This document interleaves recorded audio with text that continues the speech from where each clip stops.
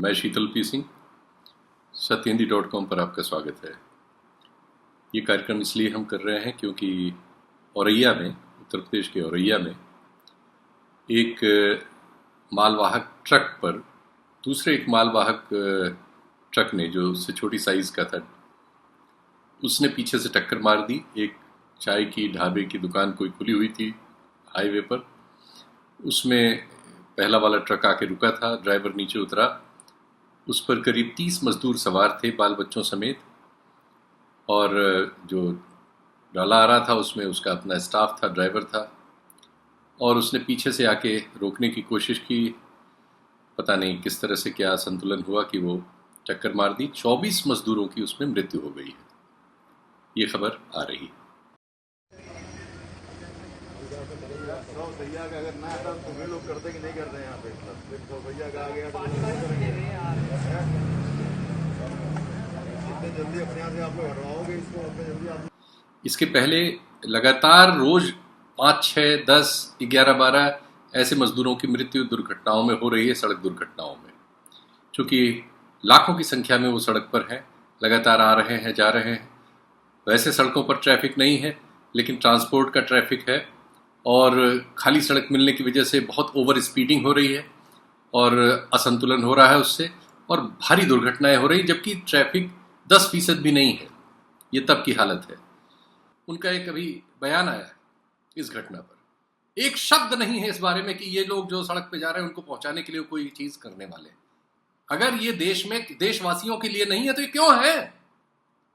19,000 train हम चला सकते हैं, लाखों हमारे पास ट्रक्स हैं, बसेस हैं, और इसके बावजूद लाखों लोग जमीन पर रोज मर रहे हैं। 16 से ज्यादा मजदूर वहां ट्रेन की पटरी पर कट गए। शर्म नहीं आई उसके बाद, और उसके बाद अब जो कुछ हो रहा है, रोज उनका खून बहा रहे हैं। डिहाइड्रेशन पे वो अलग मर रहे हैं, बच्चे पैदा हो रहे हैं, वो परेशान है, बच्चों को लेके लोग जा रहे हैं। पता नहीं है, कोई सरकारी नहीं है, विश्व गुरु है, 5 ट्रिलियन इकोनॉमी है, झूठ के पहाड़ पर खड़ा हुआ ये अपनी मतलब सोच के अचरज होता है। आप में से तो बहुत सारे लोग निकले नहीं होंगे, मैं 2-3 दिन निकला हूं। अभी परसों मैं मजदूरों के ऐसे हाल लेने हाईवे पे निकल गया था। मेरे पास ड्राइवर कुछ मदद मांगने आया था, तो मैंने कहा कि मैं तुम्हारी मदद कर रहा हूं, तुम मेरी मदद करो, कि चलो मेरे साथ जरा हाईवे पे चलते हैं। मजदूरों के बहुत सारे टोले मिले, कोई साइकिल से, कोई रिक्शे से, कोई पैदल, कोई छत्तीसगढ़ से चला आ रहा था, या मुजफ्फरनगर का एक टोला था। कहाँ से आप लोग आ रहे हो? छत्तीसगढ़ से। छत्तीसगढ़ से आ रहे हो? छत्तीसगढ़ से आ रहे हो, मुजफ्फरनगर जाना है? मुजफ्फरनगर के रहने वाले हो? तो मुजफ्फरनगर तो इधर ही पड़ेगा। मैं गलत था। मुजफ्फरपुर जो है वो बिहार वाला है, मुजफ्फरनगर तो बगल में है, इस तरफ है आपका। ठीक है, ये शायद ये वाला रास्ता जाएगा आगे, ये जो ऊपर से जा रहा है ये रास्ता जाएगा। तो आप लोग छत्तीसगढ़ में क्या करते थे, और मुजफ्फरनगर के रहने वाले हो? तो वहाँ छत्तीसगढ़ में क्या करते थे? गुड़ बनाते थे, मजदूरी करते थे। अच्छा, ये सब मजदूरी करते थे। अच्छा, कितने लोग हो आप लोग? हैं? 16 लोग हो। करीब उसमें 18 मजदूर थे, करीब औरत बच्चे सब पैदल चले आ रहे थे। पूरा मध्य प्रदेश उन्होंने पार किया था, और झांसी में आके उनको पहली बार भोजन, जिसे आप कहिए, वो नसीब हुआ था। मीलों तो उन्होंने बताया पानी भी नहीं नसीब था। मतलब तकलीफ की आप क्या बात करें। अभी मैंने सोमपाल शास्त्री, जो कृषि मंत्री रह चुके हैं देश के, भारतीय जनता पार्टी में है, अटल जी की सरकार के ज़माने में बहुत एक्टिव थे, प्लानिंग कमीशन में भी रहे।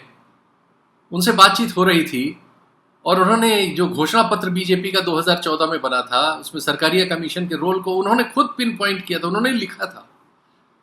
रोने लगे वो इंटरव्यू में। इस दारुण दशा पे उनके आंसू निकल आए।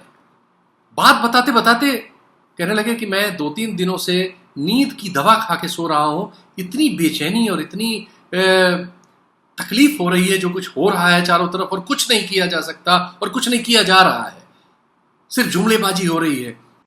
अब ये बताइए, आप इसको अन्यथा मत लीजिए शीतल जी, मैं 3 दिन से नींद की गोली लेकर सो रहा हूँ। आप सच मानिए, इतनी दरिंदगी मैंने कभी देखी नहीं। कहा नहीं जा सकता कुछ। और तमाशा, उसको इवेंट बना रहे हैं उसको। इतनी बड़ी प्राकृतिक आपदा आई हुई है और उसके बाद कुछ आपदा आपने एडमिनिस्ट्रेटिव मूर्खता से क्रिएट कर ली है इस देश में, और उसका हल करने के लिए कोई मतलब जरा भी सेंसिबिलिटी नहीं है। जो भी आदमी सड़क पर इन लोगों से मिल रहा है उसके आंसू निकल आ रहे हैं, उनकी तकलीफ, उनकी परेशानियां देखकर। लेकिन आप पूरी सरकार को कोई फर्क ही नहीं पड़ रहा। 24 आदमी मर गए, आप बयान दे रहे हैं आप किसी थानेदार को सस्पेंड करके खत्म। एक दिन में नहीं, इसके पहले 16 आदमी ट्रेन से कट गए, इसके पहले रोज 5, 10, 6, 7, आज जब ये 24 आदमी की खबर आई तब तक मध्य प्रदेश में 6 दूसरे लोगों के एक्सीडेंट में मरने की खबर आई है। ऐसा कभी किसी देश में कोई निजाम चलता है? ये तो ऐसा निजाम है जिसकी आप कल्पना भी नहीं कर सकते। कोई भी शर्म नहीं, कोई भी जिसे कहा जाए हृदय में कोई फीलिंग ही नहीं है।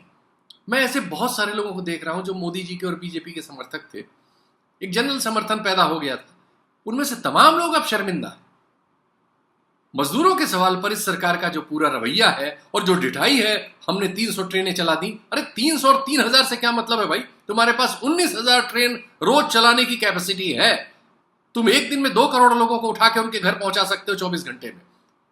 यह युद्ध स्तर का सवाल है। तुम्हारा नौसेना अध्यक्ष एक रिटायर्ड कह रहा है कि हम किस लिए हैं, हमको क्यों नहीं आप ड्यूटी पे लगा रहे हैं। यह एक इतनी बड़ी समस्या है कि लोग इतनी बड़ी तादाद में घरों से निकले हैं।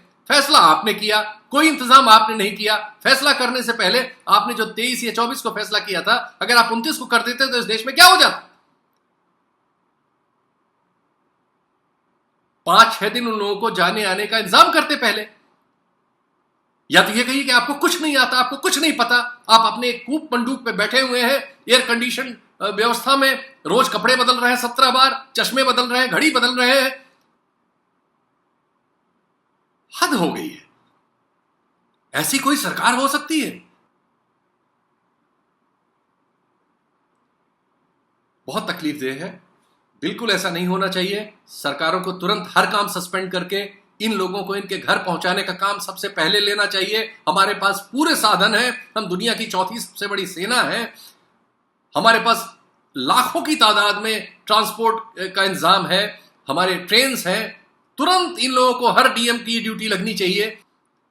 देश कुछ उनसे दूसरी उम्मीदें करता है, देश के लोगों से दूसरी उम्मीदें करता है। ये किस तरह का वर्ग विभाजन हो रहा है कि समाज के एक बहुत बड़े हिस्से को आपने एकदम छोड़ दिया है और ये हिस्सा रोज बड़ा होता जा रहा है।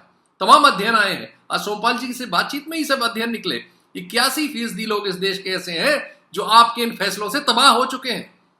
उनको तुरंत कैश की जरूरत है, वो भी सड़कों पे निकलेंगे, किसी न किसी दूसरे रूप में निकलेंगे। और ये तादाद अब आपने 8 करोड़ मान ली है, ये कम से कम 16 करोड़ लोग हैं। आप इससे दुगने लोग हैं जो रोज के दैनिक कार्यों में आपके लगते हैं और ये अपने घर पहुंचना चाहते हैं। सूरत में रोज लाठी चार्ज हो रहा है, मुंबई से निकलते हुए सैकड़ों बार ये लाठियों से पीटे गए हैं। आज भी रोजाना बहुत जगह कुछ पुलिस वाले अपने सैंपल वीडियो डालते हैं, बहुत मानवीयता वाले हैं, बहुत सारे मानवीय, लेकिन बहुत सारे अमानवीय भी हैं। और वो पीड़ा झेलते हुए ये लोग निकल रहे हैं। अपने ही देश के लोग अपनी ही पुलिस के द्वारा बेगुनाह, बेलज्जत, तकलीफ में डंडों से पीटे जा रहे हैं। और कोई इतनी रिपोर्ट्स, इतने वीडियोस, इतनी खबरें, लेकिन सरकार की कोई रिएक्शन नहीं। यह ऑन रिकॉर्ड है कि पश्चिमी उत्तर प्रदेश के तमाम थाने, नोटिस निकला हुआ है बाकायदा, सोशल मीडिया और मीडिया में कवर हुआ है। पुरानी बात हो गई इसलिए मैं उसको फिर से नए सिरे से नहीं कह रहा हूं, लेकिन यह ऑन रिकॉर्ड है कि पश्चिमी उत्तर प्रदेश में बाकायदा एडमिनिस्ट्रेशन के लोग, पुलिस के लोग, सार्वजनिक जीवन में जो लोग हैं उनसे कह रहे हैं और लिखित तौर पर भी आदेश दे रहे हैं कि अगर कोई हरियाणा, पंजाब या कहीं से मजदूरों का जत्था आता है तो उसको उनके राज्यों में वापस धकेल दें। वो जाएं, पूरी प्रोसेस करें, ऑनलाइन अपना रजिस्ट्रेशन कराएं, उन राज्य से परमिशन लें, तब उनको राज्य में लिया जाएगा। इस तरह का व्यवहार किया जा रहा है ऑन रिकॉर्ड। अब इसके बाद इन सरकारों के लिए अपना मुंह छुपाने के लिए कुछ नहीं बचता, लेकिन हमें आपको भी अपना मुंह बचाने के लिए बहुत कुछ नहीं बचता, क्योंकि हम ये सब बर्दाश्त कर रहे हैं और हम ये सब होने दे रहे हैं और हम इसका प्रतिकार करते हुए कहीं मौजूद नहीं है। ये हम सब के लिए एक सामूहिक शर्मिंदगी का वक्त है कि हमारे देश के ही इतनी बड़ी तादाद में नागरिक इतनी बड़ी अमानुषिक यातना और उसके बाद इतनी दुर्दांत मौत के शिकार हों। क्या कहा जा सकता है, कुछ शब्दहीनता की स्थिति है, बड़ी बेबसी है, बहुत बेचैनी है, बहुत तकलीफ है। फिर हाजिर होंगे, क्या कहा जाए, इस चारों तरफ तकलीफ की इतनी भरमार है कि कुछ और समझ में ही नहीं आता। धन्यवाद। सत्य हिंदी के और वीडियोस को देखने के लिए हमारे YouTube चैनल को सब्सक्राइब करें और सीधे नोटिफिकेशन पाने के लिए बेल आइकन दबाएं।